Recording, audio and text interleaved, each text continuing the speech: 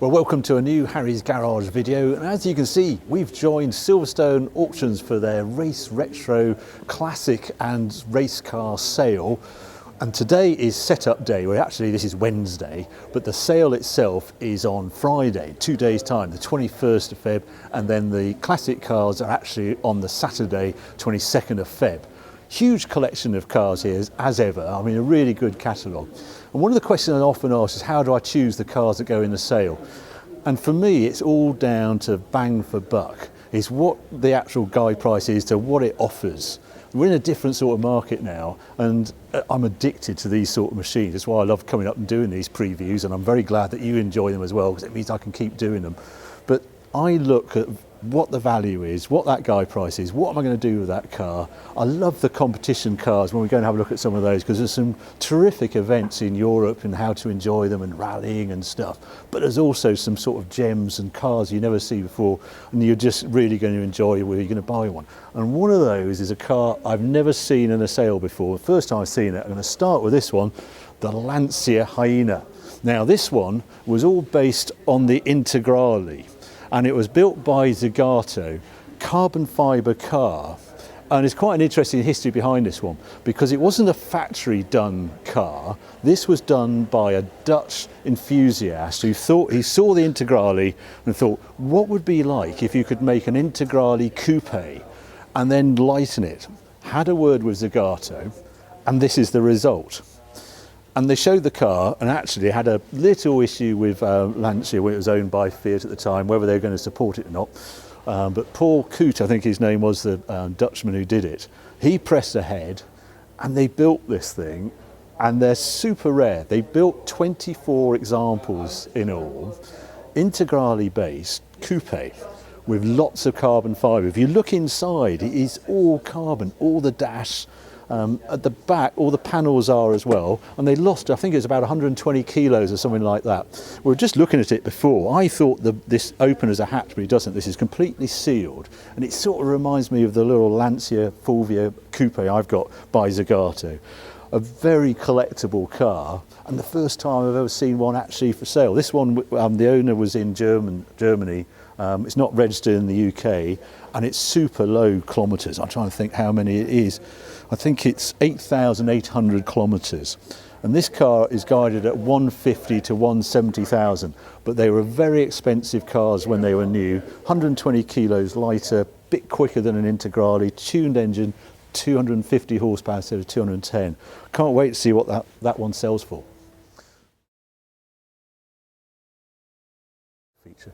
Another car I wanted to look at was this Tesla Roadster. I saw it in the catalogue, and again, I've not seen one of these at one of these auctions before, but this is a 2011 Tesla Roadster. Now, I did the launch of this car in the UK, and it was held in London. 2008 they started to build this, and I was really quite taken with one of these. I hadn't driven an electric car in the UK before, just on general roads, and what got me about this had the roof off. It was a summer's day in London, and it was a different driving sensation, just sitting amongst all traffic. 2008, there was no other electric cars on the road, and the quietness, and yet the speed of acceleration. When the lights changed, poof, it was like dragster. It was, I think they're 3.5 seconds to 60 or something like that. And it really got to me, this car, and I looked at buying one. I got very close to buying one. I actually did a story in the Sunday Times because I've got a wind turbine at home, and I worked out the wind turbine would produce enough power for 23,000 miles in one of these. I didn't go ahead. One, it was quite expensive. It was about around the £100,000 mark, but it's the fact that you actually need to keep them plugged in, and there were no other chargers around at the time. But I just remember the drive sensation was fabulous. And there isn't really electric cars now. There's sports cars coming, but a little Roadster, this is guided at £55,000. Battery range was great on these, well over 200 miles. And it's a little bit of history. It is really the first electric car. So I'm intrigued at what these be worth in the future. But I can promise you, from a drive sensation, it is really, really quite fun and very different to anything else. Now, there's another car I wanted to show you down here. This is when I was explaining before about bang for buck, well, this is a perfect example, because this Porsche 911, this is a 2.8 RSR. one of the ultimate racing Porsches of its time. Now, obviously it's a recreation here, it's a 1973 car, but this is guided at 65 to 75,000 pounds. And this is raced all over Europe. And I had a friend who bought one of these and tried to create one. This is a very expensive car to produce. You're over 200,000 if you wanted to create one of these.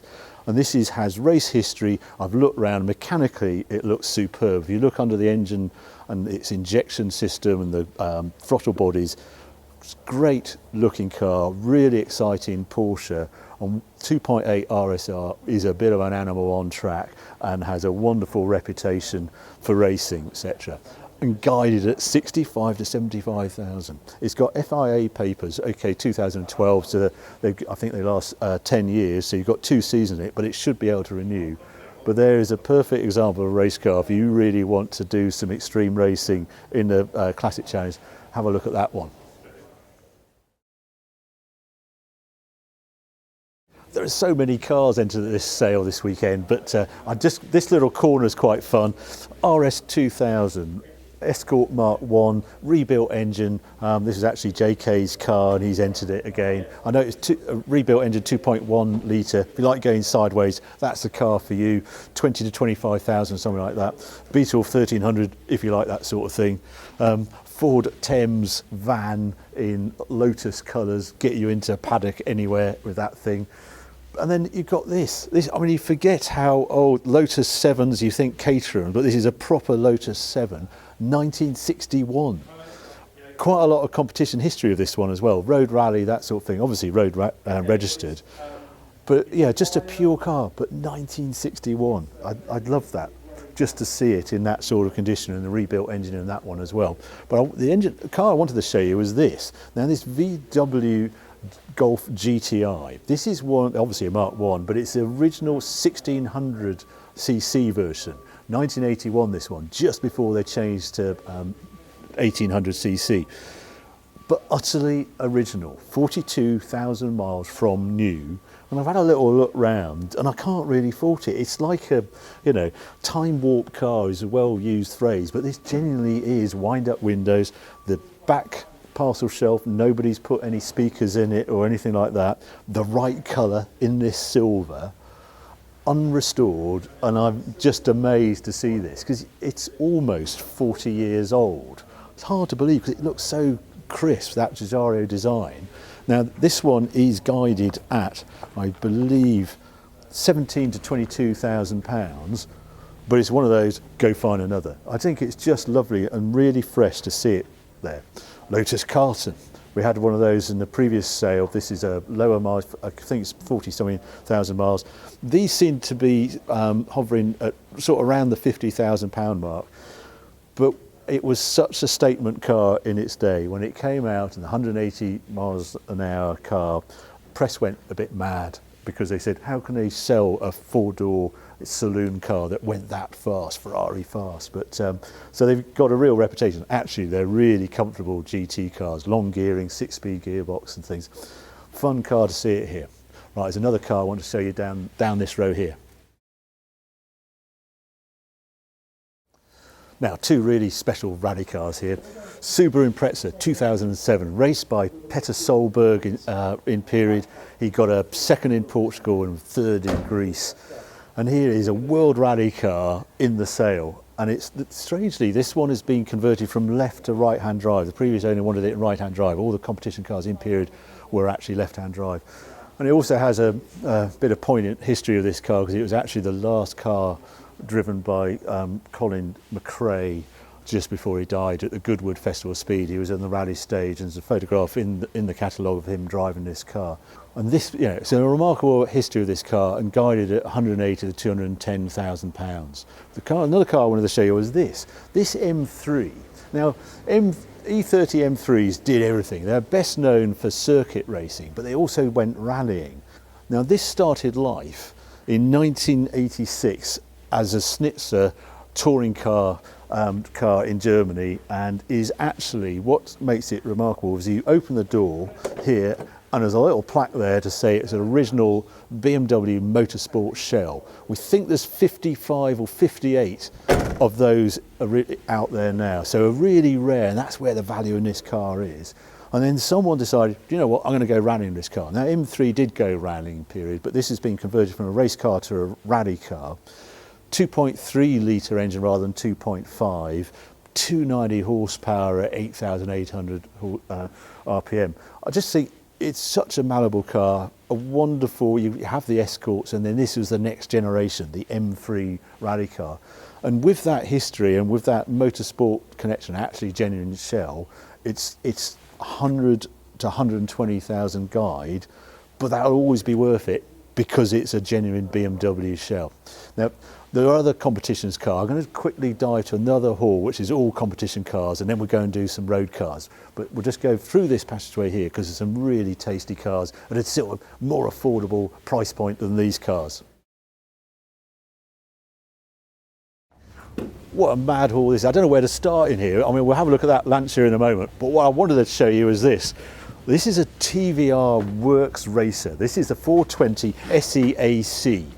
Now, it had a little nickname, the SEAC. It's special equipment composite. It's actually the bodywork. This is the sort of carbon fibre, shall we say, composite, lightweight bodywork on this car. SEAC in my day, when we saw these cars, we used to call it the sausage, egg and chips, was its nickname. Highly successful racer in its day though. This is early days of Peter Wheeler taking over TVR, 1985 this car. Steve Cole raced it and it won a lot. I think it won 24 times. Yeah, 21 class wins out of 24 races. The other competitors got a bit upset about that and their car was actually banned because they didn't sell enough customer cars for it to compete as a production car. And it's had sort of one owner for most of its life since it retired from that racing, and it's been hill climbing. But what a monster this car is. 4.5 litre Rover V8. You go hill climbing with it, or you just use it as part of TVR history. I really love it. It runs fine. I heard it start up before, and it's really tidy under there. Sort of simple car as well. And this bit of TVR history, I think, is a bargain. It's estimated at £20,000 to £25,000, and it's a monster. And you can do track days, and you can go hill climbing, and you can have a bit of proper TVR history. So I really like that one.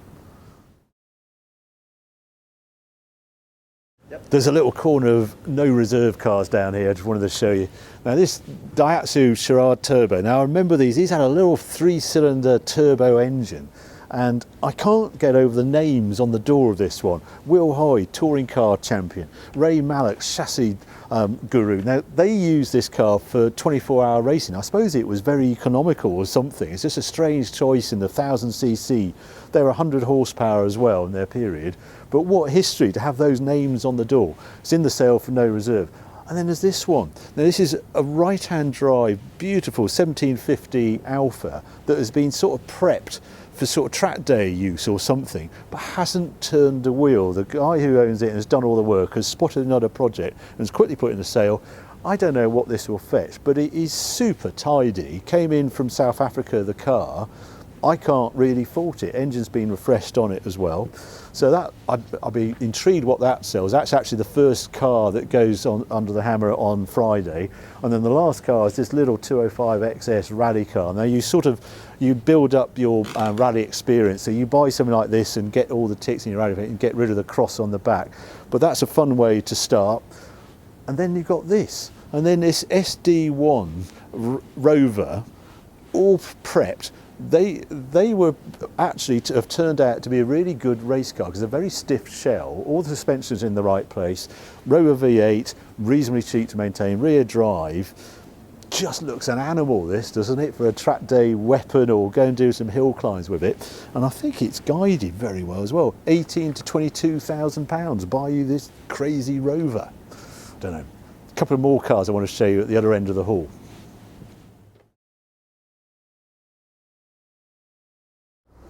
Now here's a couple of unusual lots, shall we say, in this sale. An Aston rally car and a Jaguar F-Type race car. But it gets even more unusual because there's not one, there's two Aston rally cars. Now this was done by ProDrive in, I think, 2007. They investigated whether their GT3 Aston Martin Vantage could be turned into a rally car. I seem to remember doing a feature of one of these at EVO. I didn't do it, I think Dickie Meaden did it. But here they are now for sale at the Silverstone's auction race retro sale. One is slightly stripped down because they're going to turn it into, the current owner is going to turn it into a race car track based. But this one is as I remember it being shown by ProDrive back in the day. 420 horsepower, road registered of course, and it could be the ultimate gentleman's rally car as far as I can see. And guided, I think, very sensibly at 90 to 110,000 for the pair, including a whole load of spares as well. The Jaguars though, now these were done for Invictus Games. It was an individual he wanted, I was actually consulting with Jaguars SVO at the time, Special Vehicle Operations, and they had an approach, someone who actually wanted to take the F-type racing. Could you build me a GT4 Jaguar race car? And he didn't want one, he wanted two. It was a whole team. And there was a huge amount of engineering. This is a carbon fibered bodied car, completely stripped, and it cost millions. That's all I can say to produce these two cars. They did a little bit with Invictus Games, and now he wants to move on. So this is like buying a race team. Huge amount of spares come to this car. They run the V8 supercharged engine. Now it's restricted for the GT4 challenge, but there are race series in Europe where you could throw that restrictor away. It's eligible for all sorts of things in Europe. 24-hour racing would be very suitable for this car. And the pair, rather than millions, I believe this is guided at 200 to 250,000 pounds for these two race cars and all the spares. A really unusual lot. I mean, they moved the engine back, we did a whole load of work, and they have, you know, great handling car and Jaguar going racing. Who doesn't want these? One more car in the competition cars, and then we're going to have a look at some race cars, or some road cars. Now I wanted to show you this little Lancia Fulvia because this is super tidy and it's been a lovely history of this car. And he's raced it all over Europe, but he's got to an age when he can't do it anymore. And I looked at it when it came in here and it sounded as crisp as anything coming in here. And what I like about it, it's not too crazy race. It's sort of still quite plush inside. And I think they're just the prettiest little cars, these, and they have a real reputation for being pretty competitive in racing. They actually won the World Championship in this car. This is a 1600 HF right-hand drive. And he's just had the engine refreshed on it. I can't really fault it. I've had a look round. Super smart. You don't normally see them presented quite like this. And it is guided at 30 to 35,000. And it's just had, the engine was done about 3,000 miles ago. That's 10 or 15,000 pounds. So I'll go bang for buck. This looks real value to me, and especially with its competition history. And the only reason it's a bit cheaper, if this was left-hand drive, it would fetch significantly more, but being right-hand drive, smaller market, there's a really nice car you can enjoy in historic racing, rallying in Europe or in the UK, and also enjoy as a road car. Talking of road cars, there's another hall over there, some really sexy road cars, so let's go there now. Now there's two rare Ferraris in here. You might think this is just a regular 308, but it's not. It's actually a very early car, and the early cars were fiberglass, or as in Italian, the VETRORESINA. 154 right-hand drive examples. That's all there were made of these. I actually owned one, and it's just really sweet, I think, the early 308. This has got the slightly extended air dam from a later 308, but really tidy, black with red, sort of classic. And they've come quite collectible, but they've come off in value now. This one, it looks very original inside, but it's had looking at the invoices, I think it's £70,000 has been spent on it. So it looks pretty good to me, guided at 85 to 95,000. But this is proper rare, this car over here. Now this is the Ferrari 348 Competizione. They only made 50 of these, and you really need to know your Ferraris to even know it exists. The idea was late in the line. Now I'm a bit more of a fan of a 348 than others, so long as you pick one of the really late cars. I think a Spider is a really good Ferrari to buy, but this Competizione late 50, what they did, they removed a lot of weight out of this car. So you've got carbon fibre doors, carbon fibre seats, as you've got in a F40. This is actually carbon fibre at the front and at the rear. You don't get any more horsepower, but they're just sweeter to drive. This one is fully restored, and that's sort of reflected in its guide price. It's guided at 120 to 150,000. But a really just nice to see a really rare Ferrari that you might not know even exists. Over there is a little British corner I want to show you now. There's so many cars I wanted to feature here, but this is quite a fun little British corner.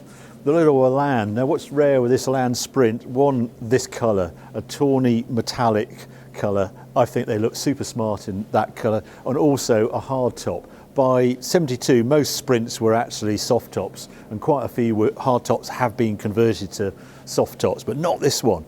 Looks lovely, guided at 40 to 45,000 pounds. But if you haven't got that sort of money, you've only got half the amount. Well, for half the price, you can buy this Bentley Turbo T long wheelbase. Just crazy value, these things. They are still an event to ride in or drive in. Doesn't matter if you sit in the back or the front, it will always be a memorable drive. And they're just mad value. I can never get over how many they made of these. Black, Jack Bartley supplied, 42,000 miles or something, 2 owners, 22 to 26,000, just crazy. Then you get to another completely different sort of car, this XJS V12, super low mileage, in the 20s, I think, this car, and guided at the same price as the Bentley, 25, 30,000 pounds. They're hen's teeth, because they were sort of usable cars, these. They get a low mileage one, all original, unrestored, of that sort of mileage. That's quite a thing. And then you get to a completely different car, V12 manual Jaguar, 75 to 90,000 pounds, almost 4 times the price of the XJS. Looks slightly strange to me on the sidewalls, but a very tidy car. So it just goes on and on, this sale. Look at this Camaro SS convertible, super smart, a right-hand drive Mustang convertible. Another one, left-hand drive Mustang there. I just can't fit all the cars in. A Mercedes 500e, crazy low mileage this one, perfect history, always been serviced in the UK, etc. These are getting quite collectible now, so I think this is nearer to £50,000 now for this, but I've never seen one as low mileage and in such condition as this one. 10 valve Quattro. What I really like about this Quattro is this colour. I've not seen one in this blue metallic before. 1986 10 valve rather than a 20 valve, but actually in my experience the 10 valve is well worth a look. When they went to 20 valve you got a little bit more horsepower, but you also got a smaller turbo, and they had catalysts by then, and they don't quite have that 5-cylinder warble that the 10 valve has one. 90,000 miles that one, but absolutely pristine. But not as pristine as this one, which is a Ford Capri 2.8i, 15,000 miles from new. These drive surprisingly well, and they were a hero car back in the day, Recaro seats on it, etc. And beside it is this Honda NSX, bright colours, it was right-hand drive. This one was actually a Japanese car originally when it was supplied, came to this country 2003 I think it is, 90,000 miles, but looks super smart to me, and I think it's guided at 30 to 35,000. So similar price to the Capri, completely different car. That's the trouble with auctions like this. You see these cars here, you think, oh yeah, 30,000, could I afford that? But 2 really good ways I would suggest of spending £30,000. There's another row of cars down here I want to show you as well. 2 early 911s and a Ferrari FF. I wanted to show you this 911 here because it's one of my favourite. This is a super early car. Very first year of production. It was registered in California originally, but it's a chassis number within 300-400 of the very start of 911 production. And it is still as it sort of left the factory, same colours, same interior, etc. It was brought into this country. A chap bought it, and he had it in the UK. When did he bring it into the country? 30 years ago. And then he did a little bit of work, and then laid up about 3 years ago. But it looks super tidy to me, this car. It's had a little bit of fettling, and it was guided at 40 to 50,000. They've actually made it now no reserve. But I just love the purity of it, and there's a race series for these very early cars, 2 litre cars, or you can just turn it into ultimate sort of road car spec, original 911, steel wheels, hubcaps, etc. This one's quite unusual as well, this 73 Targa. I've never seen one with a hard top for the Targa. Another car, actually, just while we're down here, these Ferrari FF, these keep waving at me in the classified because the early cars have dropped out of the 7-year maintenance deal, and it's had an effect on their value. And this is guided at, I think, at 85 to 105,000. What a car this is. Lovely colour combination, this one, a 2012 car, but I'm going to try desperately keep my hand in my pocket but it's getting harder and harder when I see Ferrari FF and what value they are. What else have we got here? There's a manual 928 GT here, lovely colour combination, 30 to 35,000 again. It's just too much temptation in here. But what I really want to show you is over in the corner is a highly unusual coloured Lamborghini Countach. There's no time to feature this one, but this is a very special car, Sierra RS 500 Cosworth, but car number 3, chassis number 3. That means it's one of the 4 development cars, so there's a real amount of super special history of that car. And then you've got the Bond cars over there, Super Azera, and then a DB5. But anyway, over here is the Lamborghini corner. Lamborghini Galpa, which has the removable roof, the V8 version. They tried to take on Ferrari and then sort of drop. But the Countach here, this is the one I want to really show you. It's an anniversary, but it has super history, this one. I love seeing original cars, and they don't get more original than this one, in a one-off colour. The lucky chap who ordered this car new in 1990 had an early Countach Periscopo in this colour. This is like a Miura colour, and also very early Countach colour, this orange, and he persuaded the factory to build him a Lamborghini anniversary in the same colour as his Periscopo. So from 1990 this car was parked next to a Periscopo. The owners decided it's time to reduce his collections, and that's why it's here. 6,000 kilometres from new, fully sorted in 2017. It had a £17,000 refresh on it. But I just love the originality. I was looking around it earlier. It's even got the original Portman plates. They were the sole importers of Lamborghini when this was new. If I open the door on it, I note it has the comfort seats in it, which means it has electric seats in this particular model. But everything is as it was in 1990. Rare find. I don't know, I've really enjoyed this. There's an RS 200 coming in now, but I haven't got any more time to give you a tour around this sale. If you want to know more, then go on the Silverstone Auctions website and then watch the sale live if you want to, or come down here. Friday, competition cars are all for sale. Viewings are about 9:30 in the morning, sales in the afternoon, and then Saturday, all these road cars will be going under auction. So there you go. Hope you enjoyed this video. If you have, well, keep watching, keep subscribing, because there'll be more videos coming along very soon.